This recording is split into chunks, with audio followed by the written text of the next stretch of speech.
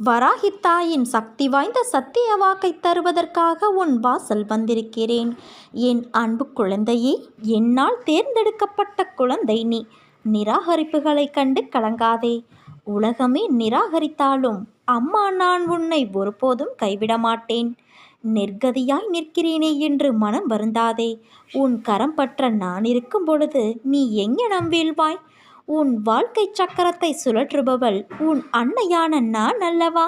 உன் வாழ்க்கையில் நடக்கின்ற அனைத்தும் சூறாவளி காற்று போல உன்னை பந்தாடுகிறது என்ற உன் கதறல் என் காதில் எப்படி விழாமல் இருக்கும் சொல்? உன்னை விட்டு உன் அன்னையான நான் எங்கே போவேன்? என் பிள்ளையின் இதயத்தில்தான் என் உயிர் வாழ்கிறது. அப்படி இருக்கையில் நான் எப்படி வெளியேறுவேன்? நான் உன் இதயத்தில் இருப்பதை அறியாமல் இல்லை. கவலைகள், சோகங்கள், வேண்டாத எண்ணங்கள் என்று எல்லா எதிர்மறைகளையும் உள்ளே வைத்து கொண்டு இருக்கிறாய். ஏற்கனவே உன் இதயத்தை துன்பங்களால் நீ நிறைத்து வைத்துள்ளாய்.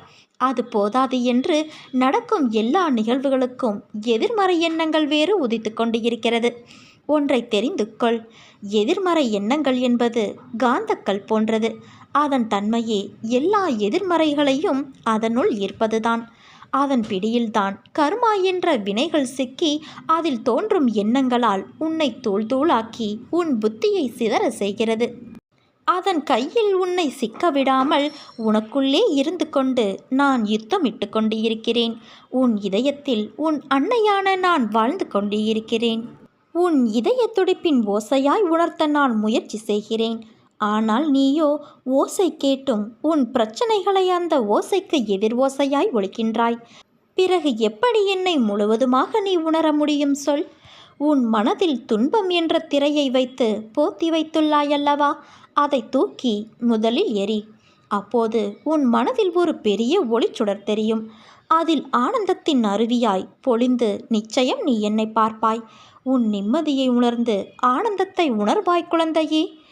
கடவுள் மேல் கொள்ளும் பக்தியை மட்டுமே கொண்டு ஒருவன் அவன் வாழ்வில் வெற்றி பெற முடியாது. அந்த கடவுள் கொடுக்கும் வாய்ப்புகளை தக்க சமயத்தில் பயன்படுத்தி கொண்டு அவன் முன்னேற முழு முயற்சியும் மேற்கொள்ள வேண்டும். அப்போதுதான் அவன் வாழ்வின் உச்சத்தை அடைய முடியும். என்னை தேடி நீ எங்கெங்கோ அலைந்து கொண்டு இருக்கிறாயல்லவா?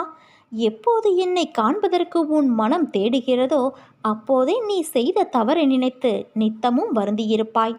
நினைத்து பார்க்க முடியாதபடி பல அற்புதங்களை மீண்டும் பல முறை உனக்காக நான் நிகழ்த்துவேன். என்னை தேடி தேடி ஓய்ந்து போன நீ நான் உனக்குள் இருப்பதை மறந்து போய் தேடிக்கொண்டு இருக்கிறாய்.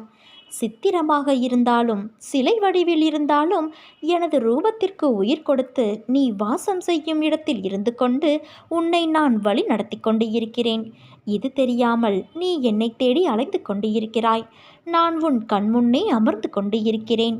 நீ வாசம் செய்யும் இடத்தில் எதுவும் உன்னை நெருங்காமல் துன்புறுத்தாமல் இருக்க நான் காவலாக இருப்பேன். நீ மறந்து விட்டாய் உன்னை தேடி நான் வந்து அமர்ந்து கொண்டு இருக்கிறேன் என்பதை. நான் உன்னிடத்தில் இருக்கும்போது எதை பற்றியும் கவலைப்படாமல் உண்மையான விசுவாசத்தை என்னிடத்தில் செலுத்து. நீ நம்பிக்கையோடு இரு, நல்லதே நடக்கும். உன் தாய் மீனாட்சி நான் இருக்க கவலை எதற்கு உனக்கு?